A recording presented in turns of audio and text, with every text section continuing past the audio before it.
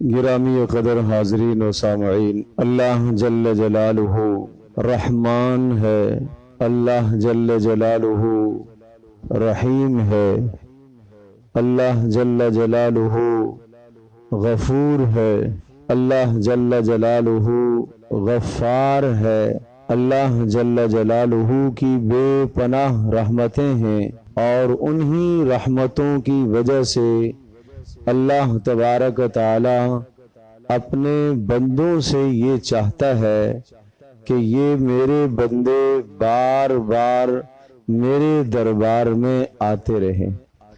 جب ان کا مجھ سے ربط اور تعلق ٹوٹ جائے کسی نافرمانی اور گناہ کی وجہ سے، تو یہ میرے دربار میں آ جائیں اور اپنے اس گناہ کا اعتراف اور اقرار کر لیں، اور سچے دل سے اقرار کر لیں، سچے دل سے اعتراف کر لیں، اور یہ عزم کر لیں کہ آئندہ اس گناہ کے قریب نہیں جائیں گے، اور جو گناہ میں بندے کا حق مارا ہے یا اللہ کا حق ضائع ہوا ہے تو اس حق کی تلافی کر لیں، تو اللہ تبارک تعالی اس گناہگار بندے کو، اس اپنے سے بچھڑے ہوئے بندے کو واپس اپنی ذات عالی کے پاس ایسے ہی لے لیتا ہے، وہی مقام عطا کرتا ہے،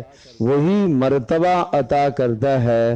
التائب من الذنب کمن لا ذنب لہ، ایسا ہو جاتا ہے جیسا کہ اس نے کوئی گناہ کیا ہی نہیں تھا۔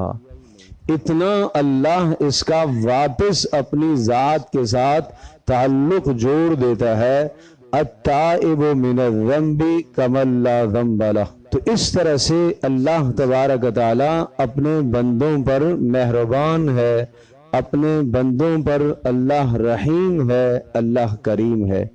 اللہ پاک یہ چاہتا ہے کہ میرا بندہ میرے سے تعلق قائم رکھے اور اس کا تعلق مجھ سے ٹوٹنا نہیں چاہیے۔ گاہے بگاہے پھر اللہ پاک ایسے ایسے ایام لاتا ہے، ایسے ایسے دن لاتا ہے کہ جن دنوں میں نیکیوں کی قیمت اللہ بڑھا دیتا ہے، نیکیوں کی قدر و منزلت اللہ بڑھا دیتا ہے، اور اپنے قریب کرنے کے اللہ زیادہ سامان پیدا کر دیتا ہے۔ رمضان المبارک کا مہینہ جیسے ہی آتا ہے، اللہ بندے کی نیکیوں کی قدر کو، قیمت کو بڑھا دیتا ہے، اور ایک نیکی اللہ پاک نفل فرضوں کے برابر لے آتا ہے، اور ایک فرض 70 فرضوں کے برابر کر دیتا ہے۔ اور اسی طرح سے سرکش شیاطین کو، گمراہ کرنے والے شیطانوں کو اللہ بند کروا دیتا ہے، جھگڑ دیتا ہے، اور جنت کے دروازوں کو اللہ کھلوا دیتا ہے، اور جہنم کے دروازوں کو اللہ بند کروا دیتا ہے، اور زمین پر آسمان سے فرشتوں کو اتارتا ہے، اور وہ فرشتے آ کر آوازیں لگانا شروع کر دیتے ہیں، اے خیر کے کرنے والوں آگے آ جاؤ، آگے آ جاؤ، یہ خیر کا مہینہ ہے، اے گناہ کے کرنے والوں پیچھے ہٹ جاؤ، پیچھے ہٹ جاؤ، یہ گناہوں کا مہینہ نہیں ہے۔ جیسے سردی سے آدمی کو سردی محسوس ہوتی ہے، گرمی کے موسم سے آدمی کو گرمی محسوس ہوتی ہے، اسی طرح سے ان فرشتوں کی آواز سے انسان کے دل پر اثر پڑتا ہے، گو کہ سننے میں نہیں آتی لیکن ایمان ہے کہ ہاں اللہ کے نبی نے بتایا ہے ایسا ہے، اس آواز کا اثر براہ راست دل پر پہنچتا ہے کہ دل نیکیوں کی طرف راغب ہو جاتا ہے، دل گناہوں سے پیچھے ہٹ جاتا ہے۔ یہ سب کچھ اللہ نے کیوں کیا؟ اس لیے کہ اللہ پاک اپنے بندوں پر مہربان ہے۔ وَلَا يَرْضَى لِعِبَادِهِ الْكُفْرَ، اللہ نہیں چاہتا کہ میرا کوئی بندہ میری نافرمانی کرے، اللہ نہیں چاہتا کہ میرا کوئی بندہ مجھ سے روٹھ کر تعلق توڑ کر چلے. اللہ نہیں چاہتا کہ میری مہربانیوں سے کوئی بندہ محروم ہو جائے. اللہ نہیں چاہتا کہ یہ بندہ گناہ کر کے میری رحمت سے دور ہو جائے. اللہ پاک یہ نہیں چاہتا، چونکہ اللہ کریم ہے، اللہ مہربان ہے. کوئی مخلص ماں اور مخلص باپ اپنی اولاد کے بارے میں بدخواہ نہیں ہو سکتے، خیر خواہی ہوتے ہیں. نافرمان اولاد کے بارے میں بھی تمنا کرتے ہیں کہ یہ بیٹا نافرمان ہے، مجھ سے جڑ ہی جائے، یہ مجھ سے جڑ ہی جائے، یہ میرے پاس آ ہی جائے. اللہ پاک بھی اپنے نافرمان بندوں کے متعلق اس طرح سے اللہ پاک چاہتا ہے کہ یہ میرا بندہ نافرمان یہ مجھ سے معافی مانگ لے اور مجھ سے یہ تعلق جوڑ لے. پھر اللہ پاک نے کرم فرمایا کہ سال میں ایک مہینہ رمضان کا ہمیں عطا فرمایا. اس مہینے میں اور انسان کی اللہ تک پہنچنے کی جو پرواز ہے وہ پرواز بہت تیز ہو جاتی ہے، اتنی تیز ہو جاتی ہے. ایک آدمی گھوڑے پر، ایک آدمی خچر اور اونٹ پر سفر کر رہا ہو اور ایک آدمی جہاز پر سفر کر رہا ہو، آپ جانتے ہیں رفتار میں کتنا فرق ہے. پھر اس مہینے میں ایک رات ایسی آتی ہے کہ اس میں روحانی تعلق اللہ سے اتنا بڑھتا ہے، اتنی تیز رفتاری سے بڑھتا ہے کہ ہم اور آپ تصور نہیں کر سکتے. سمجھ لو کہ 1000 مہینے ایک آدمی محنت کر کے اللہ تک پہنچنے کا جو مقام پاتا ہے، اس مہینے میں ایک رات ایسی ہے کہ اس رات کو پانے والا آدمی ایسا ہے جیسا کہ 1000 مہینوں سے زیادہ اس نے اللہ کی عبادت. کتنا کرم ہے اس اللہ کا، کتنی نوازشیں ہیں. خوش ہو جاؤ، خوش ہو جاؤ، رمضان کی خوشخبری قبول کرو، خوش ہو جاؤ. دل میں خوش ہونا چاہیے. اے اللہ تیرا شکر ہے. یہ میں بات اپنی طرف سے نہیں کہہ رہا، پیارے نبی صلی اللہ تعالی علیہ وسلم نے دعا کی ہے، اللہم بارک لنا فی رجب و شعبان و بلغنا رمضان. اے اللہ ہمارے لیے رجب کا مہینہ مبارک فرما، اے اللہ شعبان کا مہینہ مبارک فرما، اور اے اللہ رمضان تک ہمیں زندگی عطا فرما. زندگی میں ایک اور رمضان میں گزار لوں، کیا پتا آئندہ سال رمضان مجھے نصیب ہو کہ نہ ہو، کیا پتا آئندہ سال رمضان میں میں اللہ کے پاس پہنچ جاؤں، کیا پتا میں قبر میں چلا جاؤں. کتنے میرے عزیز دوست ایسے تھے جو گزشتہ سال رمضانوں میں ہمارے ساتھ تھے، آج وہ قبروں میں پہنچ چکے ہیں. آج ان کے نامہ عمل ان کے تو بند ہو چکے ہیں، آج میرے اور آپ کے نامہ عمل کھلے ہوئے ہیں. آج ہم کما سکتے ہیں، آج وہ نہیں کما سکتے، اس لیے کہ وہ یہاں سے چلے گی، وہ یہاں سے چلے گی. آج میرے پاس موقع ہے، آپ کے پاس موقع ہے، جو مر گئے ان کے پاس موقع نہیں رہا، وہ دنیا سے چلے گی. کس قدر پیارے پیغمبر صلی اللہ تعالی علیہ وسلم نے اپنی امت کو رہنمائی دی ہے. آپ علیہ السلام ایک مرتبہ ایک قبر کے پاس سے گزرے، بلکہ عبداللہ بن عمر رضی اللہ تعالی عنہما ایک قبر کے پاس سے گزرے اور وہاں کھڑے ہو کے 2 رکعتیں نماز نفل ادا فرمائی. اور پوچھنے والوں نے پوچھا کہ یہ کسی بزرگ کی قبر ہے، آپ نے یہاں 2 نفل ادا فرمائے. کہا نہیں، عام سی قبر ہے. پھر کیوں ادا فرمائے؟ کہا رسول اللہ صلی اللہ تعالی علیہ وسلم کو میں نے ایسا کرتے دیکھا.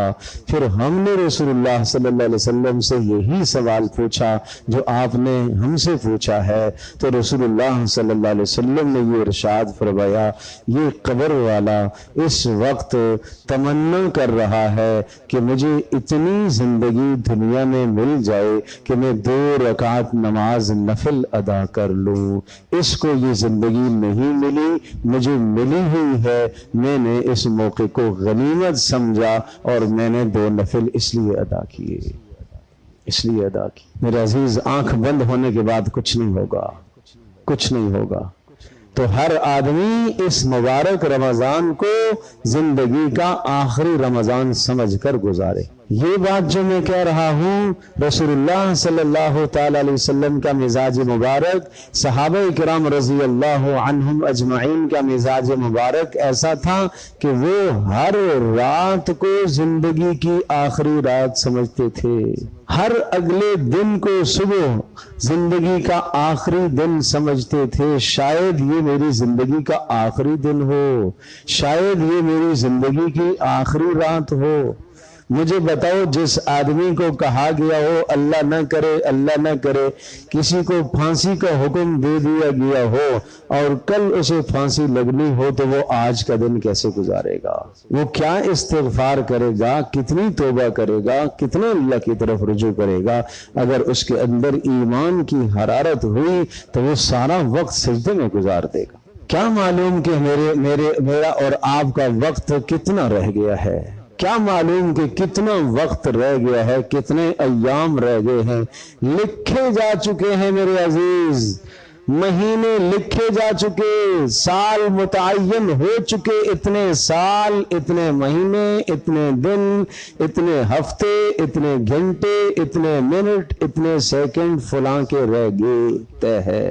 کسی کے 10 سال باقی ہیں، کسی کے 5 سال باقی ہیں، کسی کے 20 باقی ہیں، کسی کے 50 باقی ہیں، کسی کے 2 باقی، کسی کا 1 سال باقی.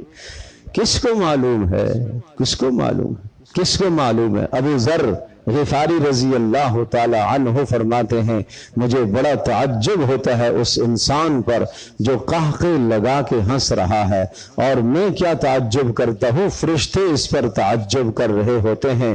یہ قہقے لگا کے ہنس رہا ہے اور اس کی زندگی کی 1 ساعت 1 گھنٹہ باقی بچ گیا، اس کو خبر ہی نہیں. اس کی زندگی کا 1 گھنٹہ باقی بچ گیا، اس بیچارے کو خبر ہی نہیں ہے، خبر ہی نہیں. تو اس لیے میرے عزیز دوستوں اور بزرگوں، رمضان المبارک کا بڑا پیارا مہینہ ہے، بڑا قیمتی مہینہ ہے. ایک کام تو یہ کرنا ہے، اس میں جو کام کرنے کے ہیں آگے ہم رمضان میں بھی بتائیں گے، لیکن اس سے پہلے جو کام کرنے کے ہیں، جو چند ایام باقی رہ گئے ہیں، وہ کام جو کرنے کے ہیں وہ آج سے کرنا شروع کر دو. نمبر 1 دعا. اللہ کے نبی نے دعا مانگی ہے، اے اللہ شعبان مبارک فرما، رمضان تک مجھے زندگی عطا فرما.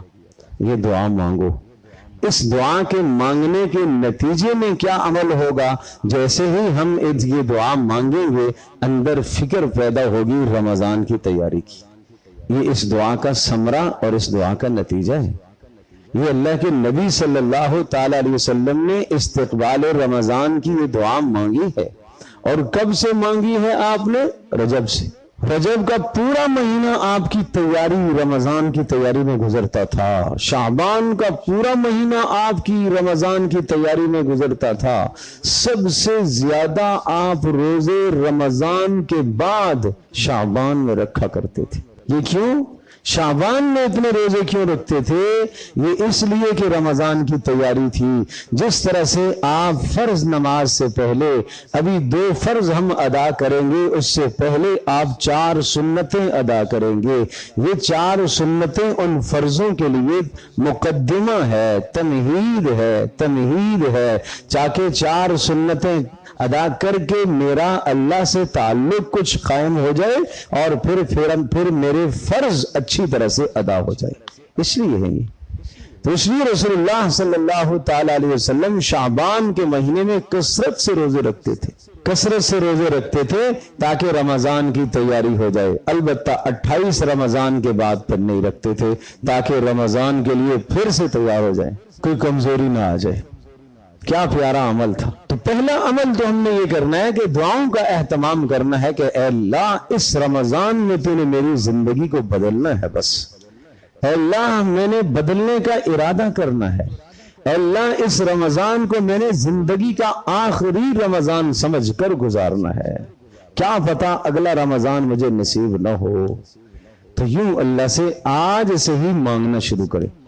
ارے میرے عزیزو، اللہ پاک کے یہاں تم آخرت کی کوئی دعا مانگو گے اللہ پاک کبھی بھی رد نہیں کرتا۔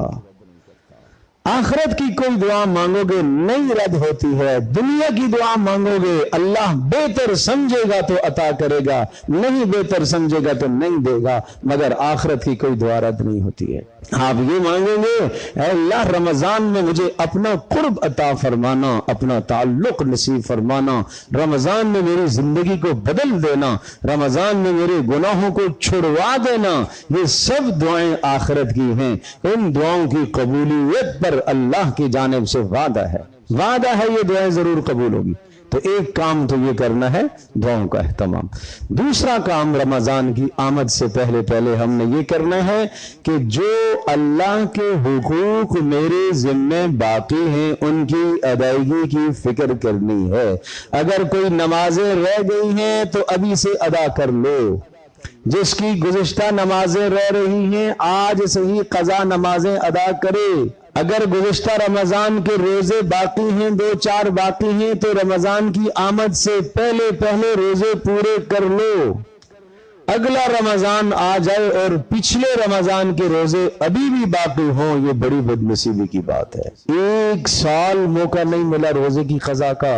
گھر میں خواتین سے پوچھو روزے باقی تو نہیں ہیں، عورتوں سے پوچھو اگر روزے باقی ہیں تو وہ بھی روزوں کی قضا کر لیں، اس لیے کہ ایام میں ان کے روزے نہیں ہوتے، ایام مخصوصہ میں، تو ان سے پتہ کر لو اگر روزے چھوٹے ہوئے ہیں تو روزے ادا کرے۔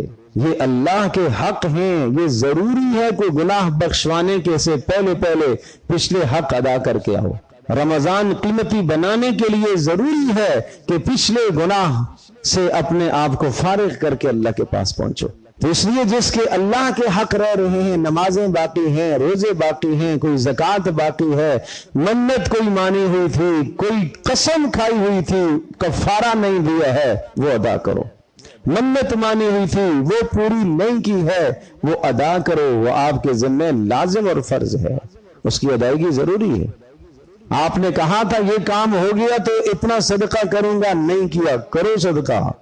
آپ نے کہا تھا یہ کام ہو گیا تو اتنے روزے رکھوں گا، نہیں رکھے، کرو، روزے رکھ لو۔ آپ نے کہا تھا یہ کام ہو گیا تو اتنے نفل ادا کروں گا، وہ ادا کرو، منت پوری کرو۔ وَلْيُوفُوا نُذُورَهُمْ، اللہ کا حکم ہے نذروں کو پورا کیا کرو، منتوں کو پورا کیا کرو۔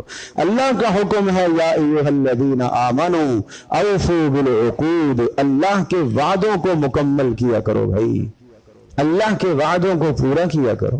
تو اس لیے دیکھ لو، دوسرا کام یہ عرض کیا کہ اللہ کے جو حقوق رہ رہے ہیں وہ سب ادا کرو۔ نماز باقی ہے، روزے باقی ہیں، قسموں کے کفارے باقی ہیں، نذریں باقی ہیں، یہ سب پورا کرو۔ تیسرا کام یہ کرنا ہے، اگر چاہتے ہو، میں اور آپ ہم سب چاہتے ہیں، ہم سب چاہتے ہیں، ہر اللہ کا بندہ چاہتا ہے کہ میرے گناہ بخشے جائے رمضان میں گناہوں سے پاک ہو جاؤں، صاف ہو جاؤں۔ اگر سب چاہتے ہو تو پھر یہ کام بھی ضروری ہے، جو اللہ کے بندوں کے حق ہیں وہ بھی ادا کر لو، ان کی ادائیگی کی بھی فکر کرو، ان کی ادائیگی کی بھی فکر کرو۔ اللہ کے بندوں کے حق، اللہ کے بندوں کے حق کیا ہیں؟ کسی کا قرض دینا ہے، مہلت مانگ لو، ٹھیک ہے بھائی، منہ نہ پھیر لیا کرو، منہ نہ پھیر لیا کرو، قرضہ لے کر کسی کے پیسے دینے ہو منہ نہ پھیر لیا کرو اس سے، یہ وعدہ خلاف ورزی ہے میرے عزیز، یہ وعدہ خلاف ورزی ہے۔ وہ فون کرے فون نہ اٹھاؤ، یہ وعدے کی خلاف ورزی ہے۔ نہیں دے سکتے مہلت مانگ لو، رابطہ نہ کاٹو، رابطہ نہ کاٹو۔ رابطہ کاٹو گے تو نقض عہد ہے، یہ عہد کے توڑنے میں آئے گا۔ ان العہد کان مسئولا، اور وعدے کا توڑنا اللہ کے ہاں پوچھا جائے گا آپ سے، یہ بھی ضروری ہے۔ کسی کا دینا ہے، کوئی حق دینا ہے، اس کو ادا کرو، اور اگر نہیں دے سکتے ہو تو مہلت مانگ لو تاکہ گناہ نہ لکھا جائے، گناہ نہ لکھا جائے، مہلت مانگ لو۔ وَإِن كَانَ ذُو عُسْرَةٍ فَنَظِرَةٌ إِلَىٰ مَيْسَرَةٍ، اسے بھی حکم دیا ہے کہ اگر آپ سے کوئی مہلت مانگ لے تو اس کو وسعت تک مہلت دے دیا کرو، مہلت دے دیا کرو۔ وَأَن تَصَدَّقُوا، اور اگر تم اسے وہ معاف کر دو تو یہ بڑے اجر کی بات ہے۔ اللہ دونوں کو سمجھا رہا ہے، دونوں کو، دینے والے کو بھی سمجھا رہا ہے۔ مطل الغنی ظلم، بلا وجہ قرضہ دینے کی صلاحیت رکھ رہا ہے، نہیں دیتا ہے، یہ ظلم ہے تیرا عمل، ظلم ہے تیرا عمل، ظلم ہے تیرا عمل۔ تو کہہ رہا ہے میں نے کوئی ظلم نہیں کیا، یہ تو نے ظلم کیا کہ کسی کا پیسہ تو نے دبایا ہوا ہے، دینے کی استطاعت رکھ رہا ہے لیکن نہیں دے رہا، یہ ظلم ہے تیرا عمل، یہ ظلم ہے، یہ ظالمانہ عمل ہے۔ مزدور کی اجرت دبا لی ہے، ظلم ہے، ظلم ہے، اس لیے دبا لی ہے کہ دے دیں گے تو واپس نہیں آئے گا، زیادتی ہے بھائی، زیادتی ہے، یہ ظلم ہے۔ تو کسی کا جو حق دینا ہے اس حق کو ادا کرو۔ التائب من الذنب کمن لا ذنب لہ، توبہ کرنے والا ایسا ہو جائے گا جیسا کہ اس نے گناہ کیا ہی نہیں ہے۔ یہ فضیلت جب حاصل ہوگی کہ جب اللہ کے بندوں کے حقوق ادا کرو، قرض دینا ہے وہ ادا کرو، کسی کو ناجائز ستایا ہے، پڑوسی کو تکلیف پہنچی ہے، آپ سے رمضان کی آمد سے پہلے پہلے معذرت کر لو، پہل کر لو، کوئی بات نہیں، کوئی بات نہیں، نہیں ناک کٹے گی میرے عزیز، میرے پیارے، کوئی ناک نہیں کٹتی ہے، اس سے تو ناک بلند ہوتی ہے، عزت ملتی ہے۔ اللہ کے نبی صلی اللہ تعالی علیہ وسلم نے فرمایا میں حلفیہ کہتا ہوں، حلفیہ کہتا ہوں، درگزر کرنے سے، معافی مانگنے سے، آگے بڑھنے سے عزت بڑھتی ہے، عزت گھٹتی نہیں ہے، عزت بڑھتی ہے، عزت گھٹتی نہیں ہے اس سے۔ تو ہم کیوں اپنے نفس کی یہاں پیروی کریں اور نفس کی پوجا کریں؟ میرا نفس کہہ رہا ہے جناب غلطی بھی اس کی اور معافی بھی میں مانگوں، کیوں میں مانگوں بھائی، میں کیوں مانگوں، میں کیوں مانگوں؟ اس لیے قرآن کہتا ہے وَإِمَّا يَنزَغَنَّكَ مِنَ الشَّيْطَانِ نَزْغٌ فَاسْتَعِذْ بِاللَّهِ، اگر تمہیں شیطان یوں وسوسہ ڈالتا ہے کہ میں کیوں معافی مانگوں تو اعوذ باللہ من الشیطان الرجیم پڑھ لیا کرو۔ یہ ہے کام کرنے کا، یہ ہے کام کرنے کا۔ تو بندوں کے حق ادا کرو۔ کسی کی غیبت کی ہے، اگر اس کو اطلاع مل چکی کہ آپ نے اس کی غیبت کی ہے تو یہ حق العبد ہے، بندے کا حق ہو گیا ہے، اور اگر اس کو اطلاع نہیں ملی تو پھر اللہ سے معافی مانگ لو، بات پوری ہو جائے گی، کافی ہو جائے گا۔ لیکن اگر اس کو پتہ چل گیا کہ آپ نے اس کی غیبت کی ہے پھر اس سے معافی مانگنا ضروری ہے، پھر اس سے معافی مانگنا ضروری ہے۔ یہاں دنیا میں میرے اور آپ کے عمل پر جزا اور سزا کے فیصلے مرتب ہوں گے، فیصلے مرتب ہوں گے، اس لیے اپنے اعمال کو اپنی زندگی کو پاک کر لو رمضان کی آمد سے پہلے پہلے۔ تو رمضان کی آمد سے پہلے پہلے یہ کام کرنے کے ہیں، یہ کام کرنے کے۔ اور چوتھا کام یہ کہ اپنے کاموں کو مختصر کر لو بھائی، اپنے کاموں کو مختصر کرو، اپنی مشغولیات اور مصروفیات کو مختصر کرو۔ آپ کو معلوم ہے کہ رمضان میں مومن کا رزق بڑھا دیا جاتا ہے۔ کس لیے بڑھا دیا جاتا ہے؟ اس لیے بڑھا دیا جاتا ہے کہ جناب پہلے وہ 8 گھنٹے کام کرتا تھا، اب جناب 16 گھنٹے کام کرے گا ہمارا جوان، اب ساری رات مارکیٹ کھول کے بیٹھے گا جوان، اب ساری رات جناب دکان کھول کر بیٹھے گا۔ کیوں؟ کمائی کا سیزن ہے میرے عزیز، کمائی کا سیزن نہیں، نیکی کی کمائی کا سیزن ہے، پیسے کی کمائی کا سیزن نہیں ہے، پیسے کی کمائی کا سیزن نہیں ہے۔ ریٹ تو نے بڑھا دیے، ریٹ تو نے چڑھا دیے، یہ ظلم کیا ہے، زیادتی کی ہے، آپ نے امت مسلمہ کے ساتھ زیادتی کی ہے۔ خریدار بڑھ گئے تو آپ نے قیمتوں کو اوپر کر لیا۔ آپ علیہ السلام نے فرمایا بڑا بدترین آدمی، بڑا برا آدمی ہے کہ اگر قیمتوں کے ریٹ اوپر چڑھ جاتے ہیں تو خوش ہوتا ہے، سستی ہوتی ہیں تو ناراض ہوتا ہے۔ یہ بڑا گندا آدمی ہے، یہ معاشرے کا بڑا برا آدمی ہے، اس کو صرف اپنے پیٹ کی لگی ہوئی ہے، یہ معاشرے کو نہیں سوچتا، یہ امت کو نہیں دیکھتا، یہ لوگوں کی ضروریات کو نہیں دیکھتا۔ تو رزق بڑھانے کا میرے عزیز مقصد یہ ہے کہ اگر آپ پہلے 8 گھنٹے کام کرتے تھے تو رزق تمہارا دگنا ہو گیا، اب 4 گھنٹے کام کرو گے تو اللہ تمہاری روزی کا انتظام 8 گھنٹوں والا 4 گھنٹوں میں پورا کر دے گا. یہ ہے مطلب. اب باقی وقت عبادت میں لگاؤ، اس لیے کہ نیکیوں کا سیزن ہے، نیکیوں کے کمانے کا سیزن ہے. یہ معنی نہیں تھا کہ پہلے جناب 4 گھنٹے 8 گھنٹے کرتا تھا کام اور جناب اب 16 گھنٹے شروع کر دیے رمضان کے آخر میں، تو پھر ساری رات شروع کر دیے، پوری نائٹ لگتی ہے. ارے بھائی بڑا ظلم ہے، بھائی بڑا ظلم ہے. تو 4 کام میں نے بتائے. ایک کام تو یہ کرنا ہے، دعاؤں کا اہتمام کرنا ہے. رسول اللہ صلی اللہ علیہ وسلم نے دعا فرمائی، اے اللہ رجب مبارک فرما، شعبان مبارک فرما، رمضان تک زندگی عطا فرما. آپ بھی اللہ سے مانگیں کہ اے اللہ اس رمضان میں نے اپنی زندگی کو بدلنے کا ارادہ کیا ہے، اے اللہ میری زندگی کو بدل دے، مجھے گناہ چھڑوا دے، میری نافرمانیاں چھڑوا دے، میں تیرا بندہ بننا چاہتا ہوں، مقرب بننا چاہتا ہوں. نمبر 2، جو اللہ کے حقوق ہیں ان کی ادائیگی کی فکر کرو. نمازیں رہ گئی ہیں وہ ادا کرو، روزے پیچھے ہیں وہ ادا کرو، نظر کوئی مانی ہوئی تھی منت اس کو ادا کرو، قسم کے کفارے رہ رہے ہیں وہ ادا کرو. یہ حقوق اللہ ہیں، ان کو ادا کرو. نمبر 3، حقوق العباد ہیں، جو لوگوں کا لین دین ہے اس کو ادا کرنے کی فکر کرو.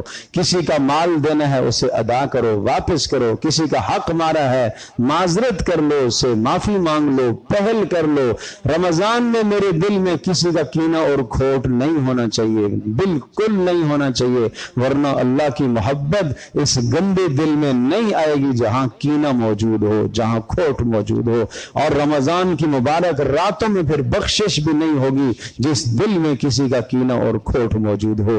اس لیے اپنے دلوں کو بھی پاک صاف کرنے کی ضرورت ہے، اپنے دلوں کو پاک صاف کرنے کی ضرورت ہے. تو حقوق العباد ادا کرو. اور اسی طرح سے 4تھا کام میں نے عرض کیا، اپنی مشغولیات کو مختصر کرو، اپنے کاموں کو مختصر کرو اور اپنا رخ اللہ کی طرف بڑھانے کی کوشش کرو. حدیث میں آتا ہے جو میری طرف ایک بالش چل کے آتا ہے میں 2 بالش اس کی طرف آتا ہوں. جو میری طرف ایک ہاتھ بڑھ کے آتا ہے میں ایک بازو بڑھ کے اس کی طرف آتا ہوں. اور جو میری طرف ایک بازو بڑھ کے آتا ہے میں دونوں باہوں سے دونوں بازو پھیلا کے اس کو لے لیتا ہوں.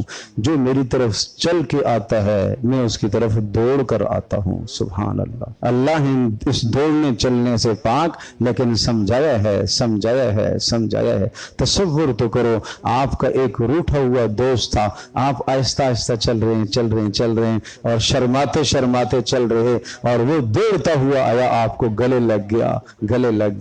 اللہ کہہ رہا ہے میں یوں دوڑتا ہوا آتا ہوں. اللہ کی طرف چلنے کی کوشش کرو، ہمت کرو. تو یہ 4 اعمال ہیں رمضان سے قبل کرنے کے. اللہ پاک مجھے بھی، آپ کو، ہم سب کو عمل کی توفیق عطا فرمائے.